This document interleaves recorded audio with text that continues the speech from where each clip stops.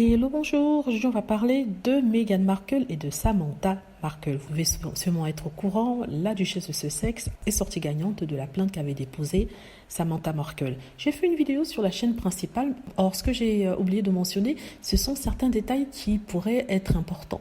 Dans la mesure où Meghan Markle avait demandé à ce que la plainte soit rejetée, car elle avait dit que c'était son opinion qu'elle donnait et non des faits qu'elle établissait. En fait, elle disait qu'elle avait le droit de donner son opinion sur son éducation, sur comment elle a été élevée, et qu'elle ne comprenait pas pourquoi Samantha portait plainte contre la description d'une expérience personnelle. Donc c'est ce que le juge a confirmé, qu'il s'agissait que d'une opinion et que ce procès ne devait pas aller au tribunal. Certains essaient de jouer avec les mots en disant que Meghan Markle a gagné sur une technicalité. C'est faux. Il n'y a pas eu de technicalité. Le juge a été très clair là-dessus. C'est-à-dire que il n'y avait pas de mérite pour cette plainte-là. Alors, ce que j'ai oublié de rajouter, c'est qu'elle a donné à Samantha Markle la possibilité de faire appel. Elle a 14 jours pour faire appel à partir du moment où son jugement a été rendu et qu'après ces 14 jours-là, il n'y aura plus possibilité de faire appel et Samantha Markle va devoir rembourser les frais d'avocat de Meghan Markle. Donc, il reste à déterminer combien Meghan Markle a dépensé pour ses frais d'avocat, sachant que les avocats que Meghan Markle prennent sont très bons et aussi sont très chers.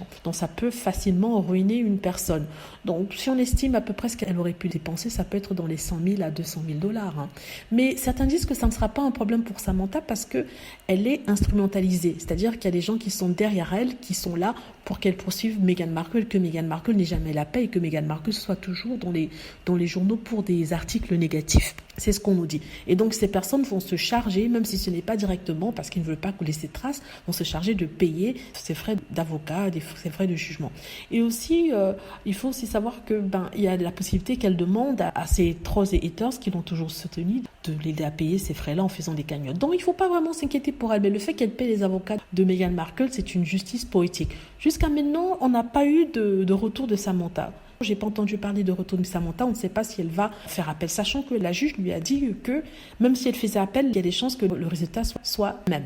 Voilà, en tout cas, contente d'avoir pu rajouter ça, même si c'est pas sur la chaîne principale, on ne peut pas parler tout le temps de la même chose sur la même chaîne. Voilà, dites-moi ce que vous en pensez, j'espère que vous avez aimé la vidéo, n'hésitez pas à cliquer sur like si c'est le cas, à vous abonner pour plus de vidéos et à cliquer sur la petite cloche afin de être averti lorsque je poste une nouvelle vidéo. Merci.